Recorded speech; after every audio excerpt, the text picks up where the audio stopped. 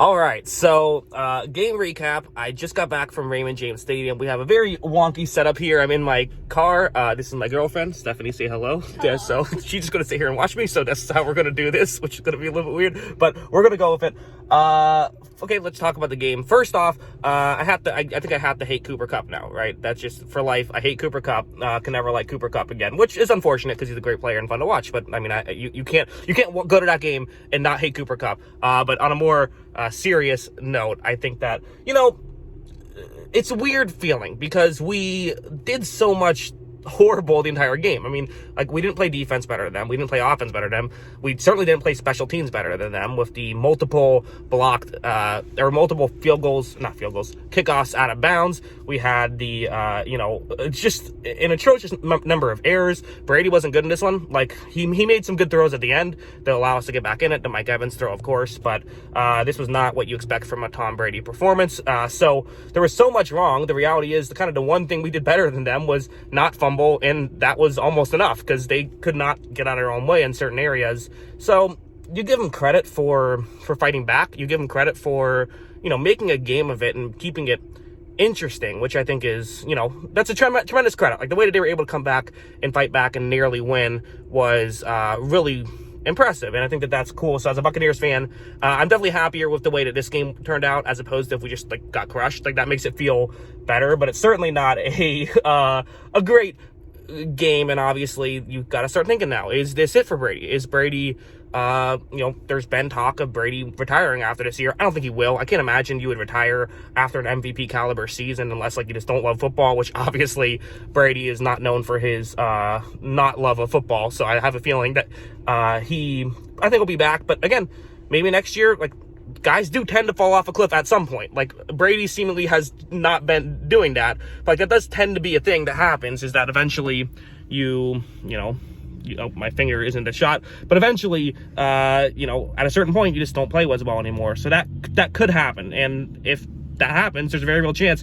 I just saw Tom Brady's last playoff game, which would suck. It wouldn't be fun, but really think about the game. First thing I have to do, 2.5 minutes into this video, is give credit to the Rams. I think the Rams deserve a ton of credit. They were the better team. The Rams deserve to win this game. I know that they tried to throw it away. There's no denying that. They had certainly some bad errors for the Los Angeles Rams. I mean, I think about the all those fumbles. I mean, you can't fumble at the end there. That was just an inexcusable fumble. I think about the Matt Stafford, not being on the same page of a center. The ball flies way past him. That let Tampa Bay get back into it.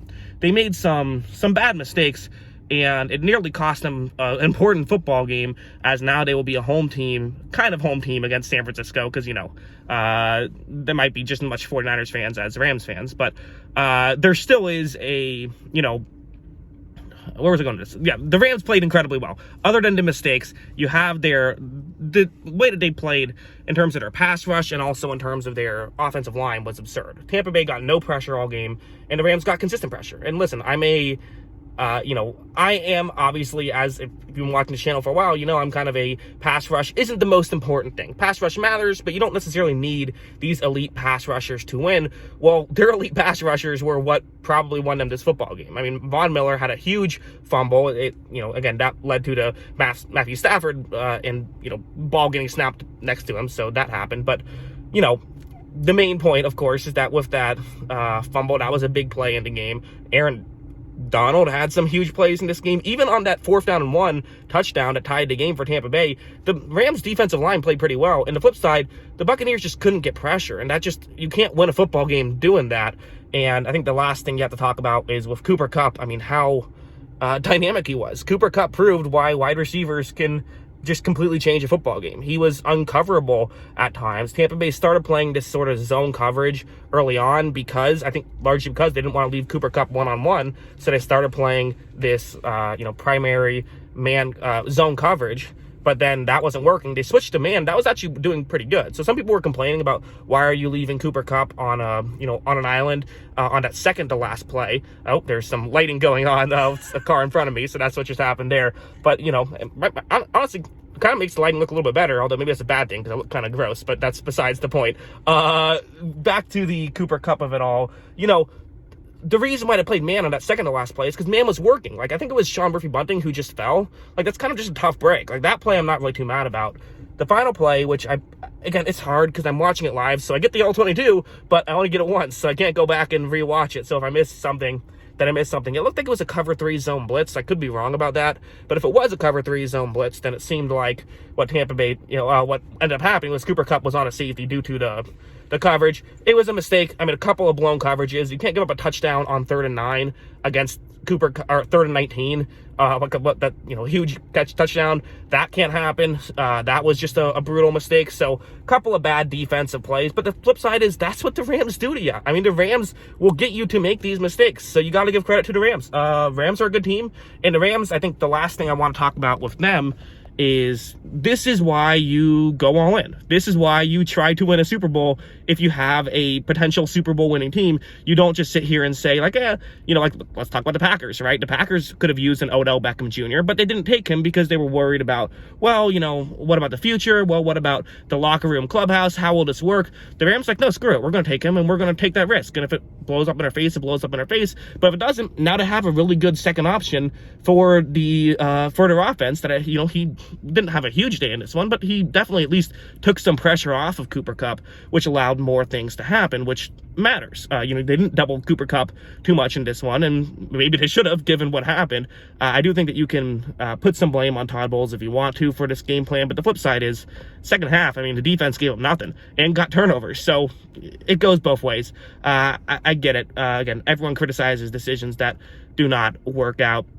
So, and then the Von Miller trade, like we talked about, Von Miller was amazing in this one, and that's why you go out and get a Von Miller if a Von Miller is available. I think that teams should do this more often, and I kind of wonder if the Rams do win a Super Bowl, by the way, I keep shifting just because my arms get tired, anyways, kind of wonder if the Rams do end up winning a Super Bowl this year, do we see this more often? Do we see teams kind of go all out to win a Super Bowl now? Do we see teams start to do these baseball style trades, right? In baseball, basically every team either trades away players or trades for players, for younger players, to try and, either get better in the future or get better right now and be worse in the future.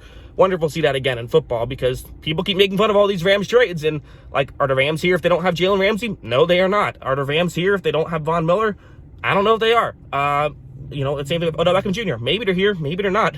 I'm sure they're happy to have those guys, though, and they will get a home playoff game against the 49ers, who have beaten the Rams twice in this, in this season. So could they beat them a third time? Who will go to the Super Bowl, Stafford or Garoppolo? You have to feel good for Stafford. He is someone who, you think about all the criticisms that he's gotten over the years, can't get it done in the playoffs. Well, he got it done in that final drive. Reminds me a bit of Super Bowl 51, right? Brady completes this big comeback. That one was more on Brady, whereas this one was kind of more of a team thing. Although, obviously all these comebacks are going to be a team thing. But anyways, in that one, Matt Ryan had a little bit of time left, couldn't get anything going. Matt Stafford says, we're not letting this happen. We're not blowing this. We're not losing this game. We're not having this collapse. And that's what champions do. He might be one. Who knows? Should be fun. So, yeah, that's what I thought. Stephanie, you like this video? You think it was good? You like the live edition? So good. Okay, that's the live review. I hope you guys enjoyed it as well. Let me know what you thought in the comments below. Should have videos out tonight for the night game. Also, podcast. I'm going to try to podcast at midnight Eastern tonight, so we'll see if I can get everything done here, because I'm still in Tampa and I live in Orlando, so a lot of stuff going on. But thank you to everyone for watching. I do appreciate it. Let me know what you thought in the comments below. And of course, as always, thanks for watching. I gotta turn it off now. What did I do? Okay.